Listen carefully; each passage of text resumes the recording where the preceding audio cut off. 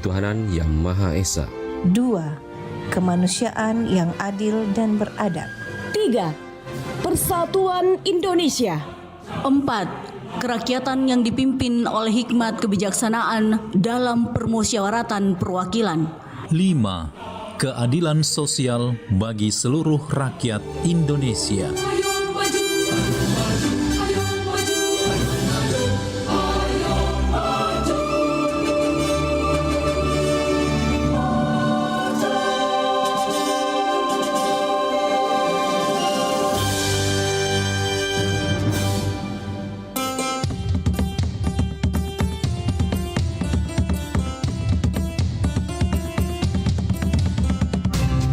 Pro 4, Suara Budaya Sulawesi Selatan.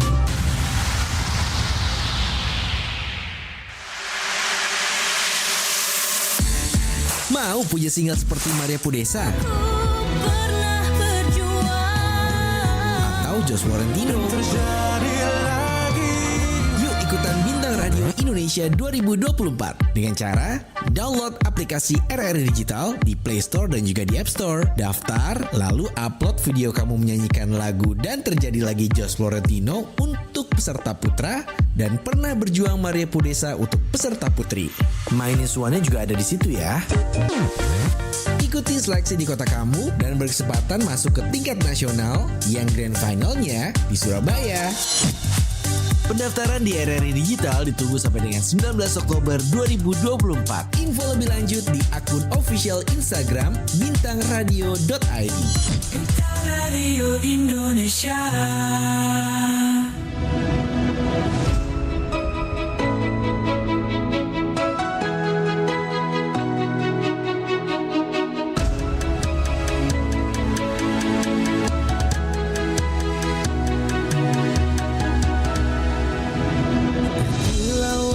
Samudra terbentang khatulistiwa, di situ ku ada bersamamu saudara.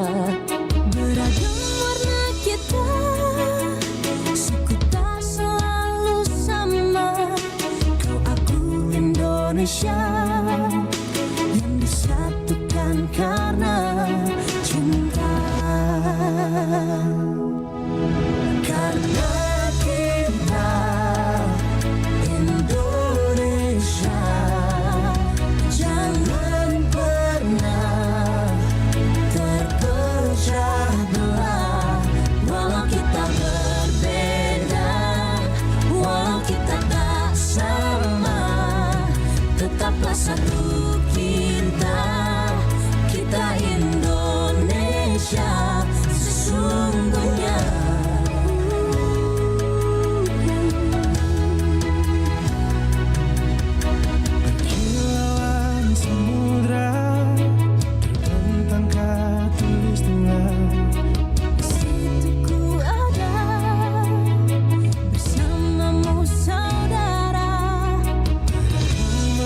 Kita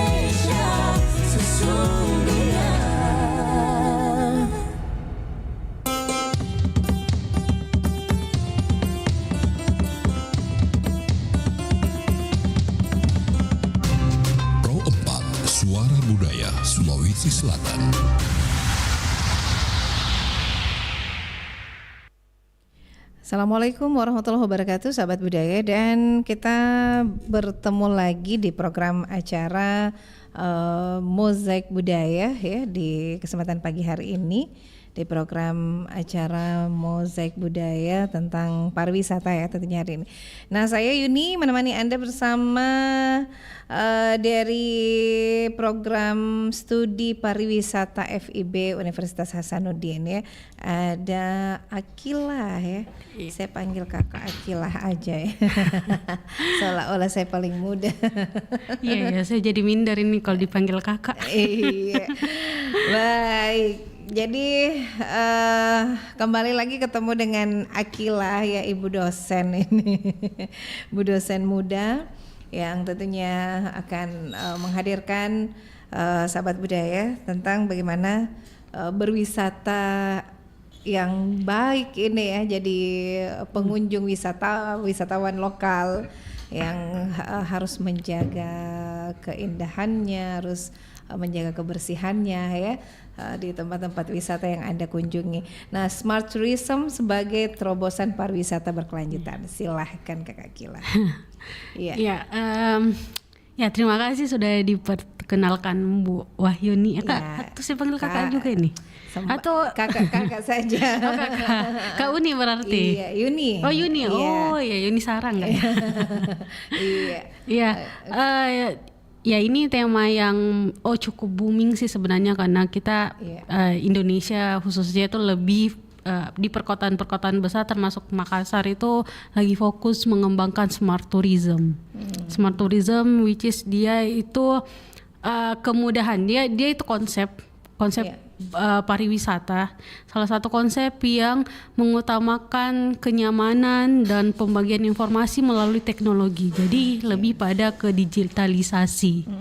Nah, itu yang menjadi fokus utama kenapa menjadi terobosan pariwisata berkelanjutan. Karena kan sebenarnya beberapa dalam artian kalau budaya, kita kan juga kental dengan budaya dan alam, dan itu sangat berpengaruh dari aksesibilitasnya. Jadi beberapa wilayah, jika banyak sekali orang di satu wilayah itu juga membuat kadar polusinya yang tinggi, dan membuat walaupun ekonominya tinggi tapi sosialnya juga akan berdampak dan sebagainya. Dan ini kenapa ada digitalisasi itu untuk memudahkan. Jadi wisatawan ke sini ya bisa mengetahui, oh ya di Makassar ini apa saja sih yang bisa dikunjungi, kayak gitu.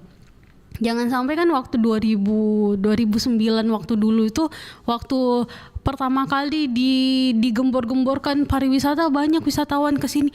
Aduh, saya kecewa ini karena keindahannya, tapi pas dilihat kok gini aja. Terus belum lagi aksesibilitasnya kayak transportasi. Oh, beda ini kalau dilihat, oh ya ini boleh kasih mahal saja atau dan sebagainya. Itu kan menjadi salah terobosan, termasuk juga penggunaan aplikasi online, entah itu driver dan makanan, itu kan juga salah satu penunjang dari smart tourism ini. Oke, jadi kita harus jadi pariwisata atau wisata lokal yang smart ya. Iya, yang smart itu apalagi dengan menggunakan gadget itu. Jadi biasa memang postingan itu kayak bagus gini, wah cantik, banget, indah. Ternyata sebelah sini Najina Vivi, kan ya sebelah sana ya tidak kelihatan. Kita kan bisa memilih di mana ini kan, di frame-nya di mana kan kayak gitu. Kemarin juga kemarin juga sempat survei di Pulau Lailae, yaitu frame yang indah itu yang di post. Ya kan, padahal di belakang itu masih, seperti ini gini. Itu kan yang awalnya kita bilang oh iya indah sekali. Nah, inilah smart tourism. Smart tourism itu memberikan informasi awal dalam artian oh ya masyarakatnya seperti ini, kondisi lingkungannya seperti ini. Itu melalui media sosial ya? Bisa melalui media sosial, bisa juga aplikasi yang dibuat oleh misal juga di Pemda kan banyak tuh barcode yang bisa di screen dan bisa dapat informasi. Begitu juga kalau ke museum kan biasanya di museum sekarang itu sudah banyak teknologi juga yang ada di dalamnya. Jadi orang ke museum bukan lagi terkesan kuno, apalagi kemarin baru diperbarui museum kota dan saya lihat cukup interaktif daripada yang sebelumnya kayak gitu. Oke, jadi menggunakan fasilitas gadget, media sosial itu untuk berwisata yang berkelanjutan juga ya. Iya. Nah ini terobosan apa ini terobosan yang sebaiknya kita lakukan ini? Iya. Saya tadi waktu menunggu beberapa menit, saya lagi browsing terkait dengan bagaimana konsep pariwisata smart tourism itu di permulaannya, kenapa ada smart tourism ini. Dan itu ternyata beberapa artikel menunjukkan bahwa ternyata kata smart tourism itu salah satu pelopornya itu dari Swedia. Jadi waktu COVID. Nah ini sebenarnya yaitu pariwisata itu sangat dinamis dan kita harus apalagi dosen itu harus beradaptasi banyak konsep di situ. Karena ya jangan sampai mahasiswanya yang lebih update daripada dosennya. Nah itulah yang digunakan. Ternyata waktu COVID-19 itu menjadi selain kita mengenal ada media baru nih untuk bertatap muka kayak kita Zoom dan sebagainya, ternyata itu juga menjadi inspirasi smart tourism di mana orang bisa berkeliling di suatu kota tapi tanpa perlu ke sana. Nah itulah yang dikembangkan di Swedia. Ada suatu kota kecil, Gothenburg kalau tidak salah tuh, dia itu kota kecil yang cuman penduduknya 500.000 jiwa dan dia itu benar-benar waktu COVID itu benar-benar ekonomi tidak berjalan sebagai kita juga tidak berjalan sebagai normal. Dan padahal dia itu karena dia pulau kecil tuh dia memang pariwisata ya kayak Bali lah, dia memang menggantungkan diri di pariwisata dan ketika pariwisatanya anjlok ya tidak ada aktivitas apa-apa. Nah pemerintahan Swedia langsung berinisiatif karena kan ini karena ini potensinya ada nih, cantik nih dan sebagainya, ya sudah kita coba masukkan ke platform untuk menyuarakan bahwa pariwisata tidak melulu harus dilihat secara langsung.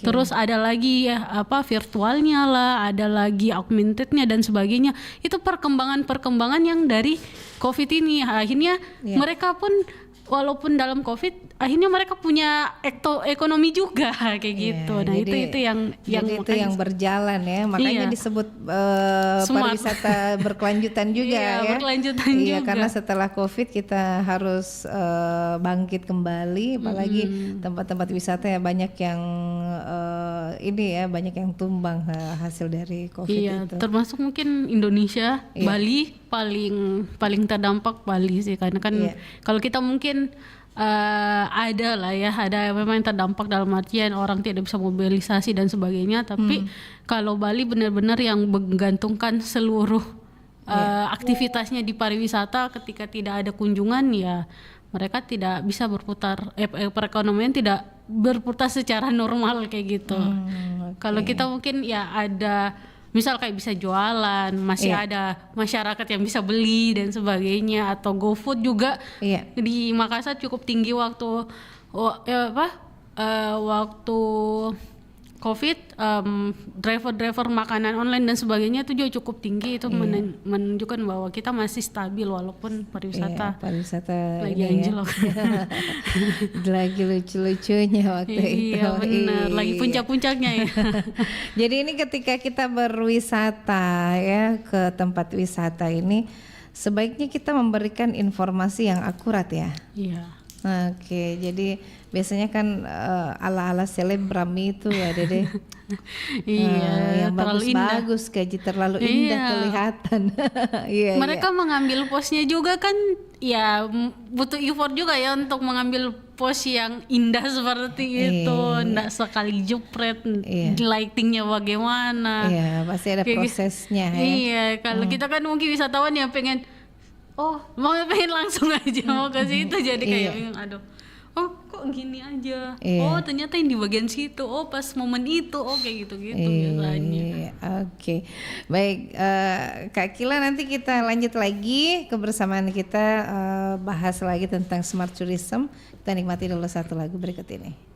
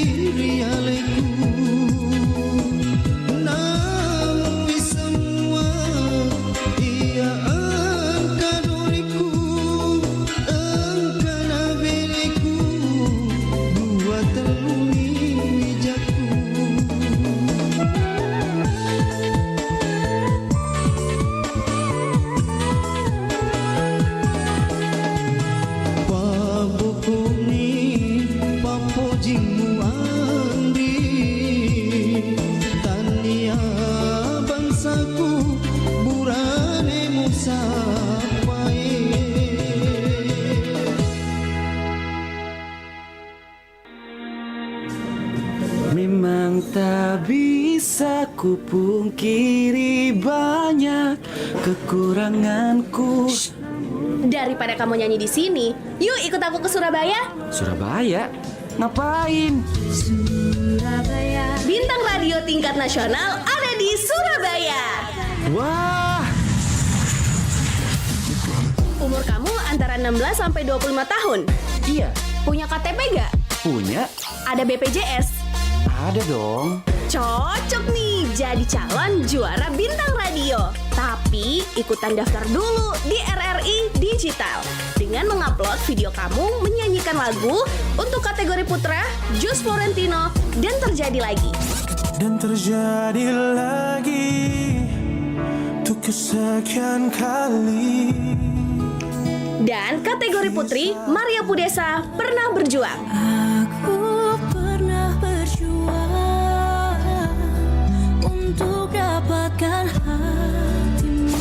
Pendaftaran dimulai tanggal 21 September sampai dengan 6 Oktober. Buruan daftar! Caranya gimana? Kunjungi Instagram Pro2 @RRI_Pro2 Makassar. Masih bingung? Butuh bantuan? Hubungi Enggi di 0878 3472 7305 dan Iwan di 0853 4069 2597. Jadilah the next Bintang Radio Indonesia. Bintang Radio Republik Indonesia.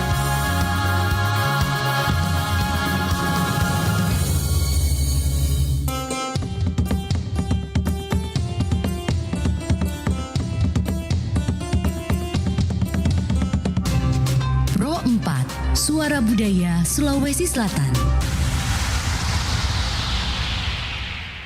Oke, kita lanjut lagi sahabat budaya, tentunya dengan Smart Tourism sebagai terobosan pariwisata berkelanjutan. Nah, Kila, saya panggil kayak Kila. Iya. Bebas lah, bebas mau panggil. Kila aja deh, soalnya kalau Kila lebih biasa memang dipanggil Kila. Iya, biasa. Memang panggilan Kila, Akila itu sudah dari kecil. Iya, baik. Jadi Smart Tourism ini sebenarnya apa manfaat dari Smart Tourism ini untuk pariwisata berkelanjutan? Iya, tentunya kalau kita bahas pariwisata berkelanjutan berarti kita berharap pariwisata itu bisa sampai jangka panjang. Nah, dengan informasi yang diberikan, yang dikumpulkan ya menjadi satu informasi yang utuh untuk wisatawan, membuat orang kapanpun bisa mengaksesnya. Dia kayak satu kali capek kalau dibilang tuh. Dalam artian kita tidak perlu banyak tidak perlu mengulang-ulang konten yang sama, tetapi orang bisa menikmati sepanjang itu terupload atau itu tersedia kayak gitu kan. Jadi beda-beda sisi ya kita mengambilnya ya. Baik. Tapi memang perlu ada updatean, dalam artian jangan sampai informasi sekarang yang kita 2024 kita buat Smart Tourism terus akhirnya informasi dari si aplikasi itu 10 tahun ke depan ya kita hendak upgrade lagi, padahal sebenarnya Kota Makassar sudah ada nih landmark yang ke mana atau ada bangunan-bangunan baru dan sebagainya yang itu tidak terinformasikan. Nah itu makanya updating data itu sangat penting di Smart Tourism. Jadi itu salah satu tujuan yang paling terpentingnya ya ketika kita kan sekarang sedikit-sedikit update, upload, buat status ya. Jadi bagaimana caranya kita sebagai wisatawan untuk memberikan informasi yang akurat ya situasi tempat wisata itu ya Kak. Jadi akhirnya kayak wisatawan itu sebagai pembantu kita juga dalam artian untuk mempromosikan apa yang kita punya kita berharap dari wisatawan yang dia merasa bangga bisa ke sini, pernah ke sini atau makan apa di sini. Itu kan menjadi secara tidak langsung itu menjadi promosi kita kepada mereka semua kayak gitu secara umum ya. Karena kan kalau apalagi sosial media, YouTube, Instagram dan sebagainya itu kan kita tidak bisa mengkontrol siapa yang lihat. Iya. Terus yang dilakukan smart tourism ini sejak kapan dilakukan? Kita harus berwisata dengan cara smart tourism. Iya. Sebenarnya kalau Iya. smart tourism itu lebih pada bagaimana mengaitkan satu dengan yang lain dalam bentuk digital. Jadi karena kan memang Kota Makassar juga sudah berkali-kali meluncing beberapa produk terkait dengan smart city. Sehingga smart tourism itu menjadi include di dalam smart city itu. Termasuk juga banyaknya informasi-informasi wisata lorong yang akhirnya bisa kita dapatkan melalui scan barcode kalau di sana, atau beberapa tempat yang memang sudah biasanya kayak ada beberapa wisata lorong yang kalau ada tamu-tamu besar biasanya mereka digiring di situ. Nah, biasanya tuh ada tuh yang barcode atau aplikasi-aplikasi yang bisa digunakan oleh tamu atau wisatawan atau tamu kehormatan dan sebagainya yang bisa diakses secara mudah di smartphone kayak gitu. Tapi ini smart tourism kira-kira sangat bermanfaat nggak untuk para wisatawan baik mancanegara maupun tidak? Jadi sangat bermanfaat tentunya, karena kalau tidak bermanfaat tentunya apapun inovasi yang diberikan tentunya pasti dipikir kebermanfaatannya. Terus kemudian smart tourism ini menggiring wisatawan lebih smart, dalam artian dia bisa memplanning. Kalau ke Makassar kalau ke Makassar dia cuman punya 2 hari, kan kalau wisatawan itu ciri khasnya dia itu punya waktu yang terbatas. Jadi dia bisa memplanningkan, saya 3 hari, apakah saya mau fokus saja di Makassar atau Makassar dan sekitarnya. Itu kan dilihat juga apakah ketersediaan informasi itu ada atau tidak. Itu juga salah satu membantu wisatawan. Jadi memang sekarang ini kalau kita mau pergi tempat wisata pasti kita searching dulu. Nah, itu salah satu manfaat dari smart tourism jadi kita buat vlog, buat apa, buat digital, itu termasuk smart tourism juga ya. Bisa juga untuk konektivitas, termasuk juga kalau kayak misal kayak kita itu salah satu saya juga agak terkagum di Singapura, dalam artian walaupun dia memang membranding diri bahwa dia itu negara transit. Jadi dia memang membranding, ya kan kita tergantung brandingnya kita ya, maksudnya tergantung pasarnya kita.